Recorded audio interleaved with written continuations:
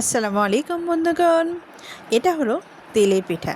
আসলে কাউকে তেলানোর আমার অভ্যাস নেই, মানে কাউকে তেলাইতে পারি না। অনেকে ব্যাপক তেল মারে নিজের সুবিধা বা স্বার্থ আদায় করে, কিন্তু আমার মতো ব্যক্তির দ্বারা সেটা সম্ভব হয় না, আমি পারি না। কিন্তু আলহামদুলিল্লাহ আলহামদুলিল্লাহ তেলের পিঠাটা খুব ভালো বানাইতে পারি। তো অনেকে তেলের পিঠা নাকি ফলে না বা নরম হয় না, অনেক দেখি।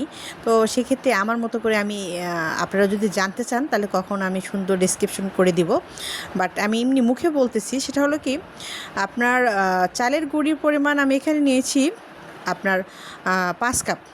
আর আটা নিয়েছি, আটা বা ময়দা এটা নিয়েছি হলো 6 কাপ। মানে চালের গুঁড়িটা বেশি পরিমাণ দিলে পিঠাটা শক্ত হয়ে যায়, আর আটা বা ময়দার পরিমাণটা একটু তার থেকে একটু বাড়ায় নিলে সেটা একটু সফট হয়। তো সেক্ষেত্রে আমি তাই করেছি, আর আমি বরাবর এভাবেই বানাই। আমার পিঠাগুলো ভীষণ মজার হয়। একে নারকেলও দেওয়া আছে, এই যে দেখেন কাইটা কত সুন্দর, কাই বলেন আর বেটারই বলেন, খুবই সুন্দর। একদম সুন্দর করে ফেটাই নিয়ে এরকম গরম গরম তেলে ভাজবেন, তাহলে দেখবেন মজার পিঠা হয়ে যাবে।